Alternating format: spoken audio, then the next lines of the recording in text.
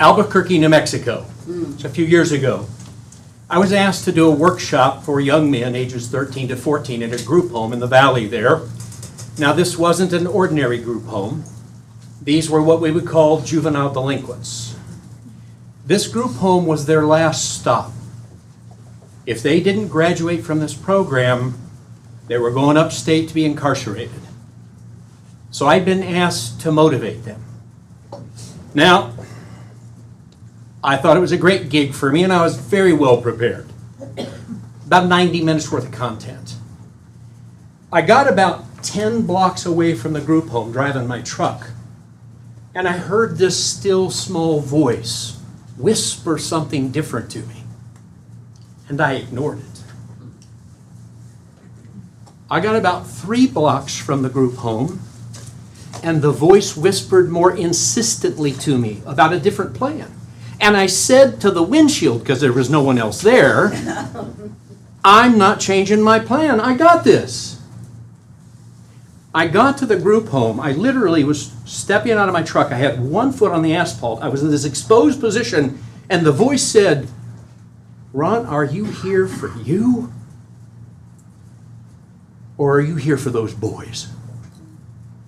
It's like a stake to the heart. Now, you can debate my sanity because I'm hearing a voice.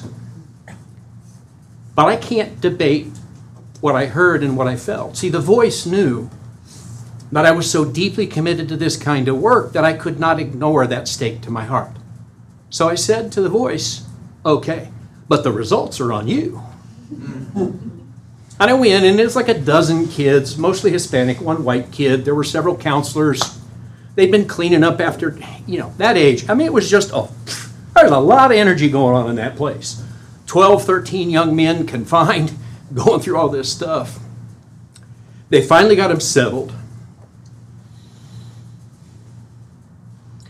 And I looked out at them and I said, you've been told that you're bad, that you have done wrong, that you know better, and that if you don't turn it around, you're going to be punished.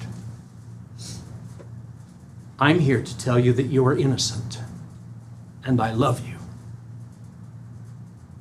You're innocent, and I love you. And then I got very quiet, partly because it was really still, nobody expected this, also because that was the sum total of my new material. But I'm following directions.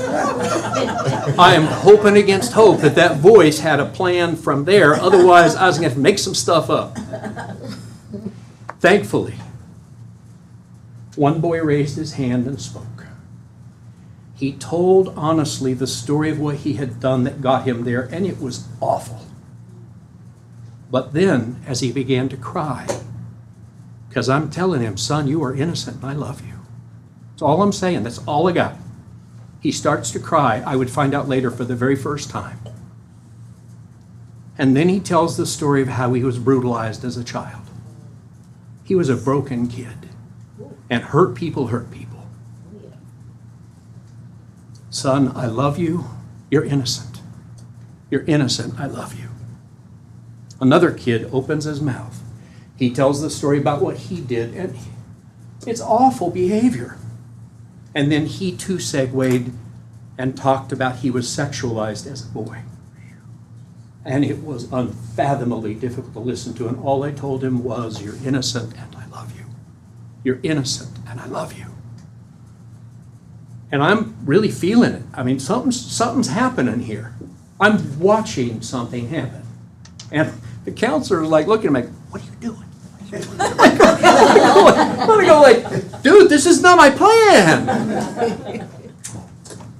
And so it goes around the room. These boys all tell the story of what they did wrong, and they own it. They are not in denial. They are not bad kids. Every single one of them was a broken child. Every single one. The white kid didn't talk. I don't know exactly what that was about, but I would find out later. There wasn't a lot to say other than just telling them they're innocent and I love them. At this point, they're in a pile on the floor, what they call a puppy pile. A bunch of young, tough men holding each other and crying together. And I'm just amazed. Remember, I had a plan that I had to let go of.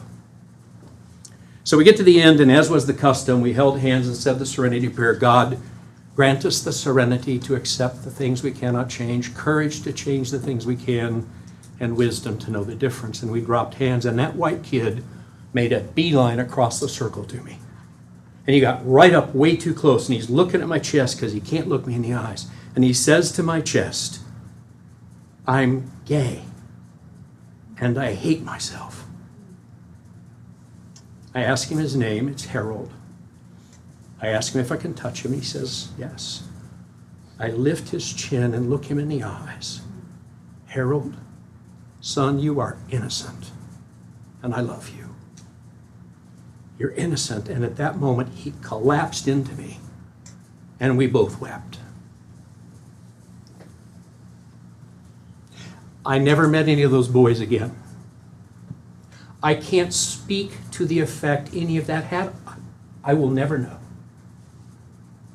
But I know there was something that happened in that space when I dropped my lecture, my authority, my motivational speaker chops, my plan, my intent to change them, my intent to motivate them to save their lives, when I just showed up and loved them. That's a kind of sacred ground that has changed my entire practice. That alone, honoring people, no matter what they've done, no matter who they are, when we just love them, it's miraculous. Tom?